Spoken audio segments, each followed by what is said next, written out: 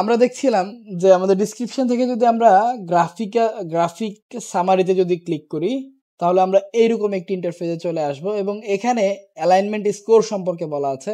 Alignment score যদি 40-এর নিচে হয় তাহলে এটা হবে কালো। অ্যালাইনমেন্ট স্কোর যদি 40 থেকে 50-এর মধ্যে হয় তাহলে হবে নীল। তো যদি 200-র উপরে হয় বা 200 সমান হয় তাহলে আমরা বুঝতে পারবো তাহলে এটা হবে অনেক ভালো অ্যালাইন হবে এবং সেই রেজাল্টটি আমরা দেখতে পাবো। এখানে আমরা সেটাই দেখতে পাচ্ছি যে এই যে প্রথম যে সিকোয়েন্সটি আমরা দেখছি, এই প্রথম সিকোয়েন্সটির সাথে দ্বিতীয় সিকোয়েন্সটি, এটি ছিল এই সিকোয়েন্সটি, আমরা যদি এখানে ক্লিক করি তাহলে পাবো এবং দ্বিতীয় সিকোয়েন্সটি হচ্ছে এইটি। তো প্রথম সিকোয়েন্সের সাথে দ্বিতীয় সিকোয়েন্সের পার্সেন্টেজ আইডেন্টিটি ছিল হচ্ছে 99%, যে কারণে কোয়েরি কভারেজে একটু কম আছে।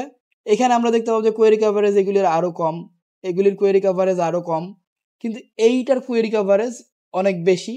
তো এইটা হচ্ছে এটার সব থেকে কাছের, এখান থেকে এটা হচ্ছে এর সব থেকে কাছের একটি সিকোয়েন্স এবং এটা থেকে এটা আরো কাছের একটি সিকোয়েন্স। এইগুলি হচ্ছে এর কাছে, একেবারে একই রকম দেখতে।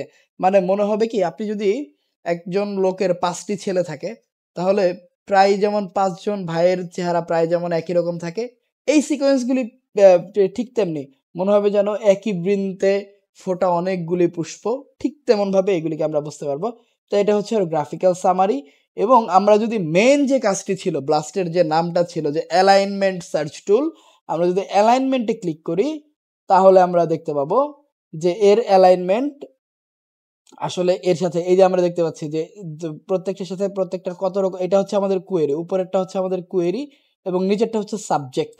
তো কোয়েরি আমরা এটা দিয়ে সার্চ করেছিলাম এবং নিচেরটার সাথে এই যে এখানে মিল এসেছে এবং এটাতেও 60, এটাতেও 60, মানে একেবারে 100% মিল পেয়েছে। কিন্তু এইখানে যদি আমরা আর একটু খেয়াল করি যে জেন ব্যাংক, এখানে যদি আমরা, এটা হচ্ছে আমাদের দেয়া ছিল হচ্ছে পেয়ার ওয়াইজ অ্যালাইনমেন্টে, আমরা যদি এখানে ডট নিয়ে আসি যে pair wise with dot identifier, মানে ডট দিয়ে আইডেন্টিফাই করবে, যেখানে মিল হবে না সেখানে ডট থাকবে বা যেখানে মিল থাকবে সেখানে ডট থাকবে, এরকম যদি আমরা দিই তাহলে আমরা দেখতে পাবো যে অ্যালাইনমেন্ট আসলে কি হচ্ছে।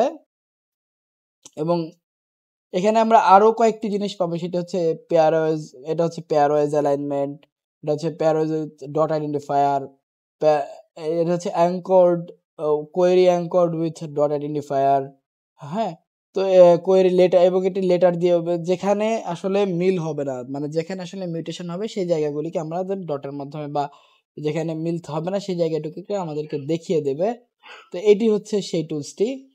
তো আমরা যদি আমাদের প্রোটিন ব্লাস্টের যেটি সেটাকে সেখানে যদি আমরা দেখি অ্যালাইনমেন্টে এবং আমরা যদি এখানে ডট আইডেন্টিফায়ারের সাথে দেই তাহলে এটি আসলে ইন্টারনেটের জন্য এটি হচ্ছে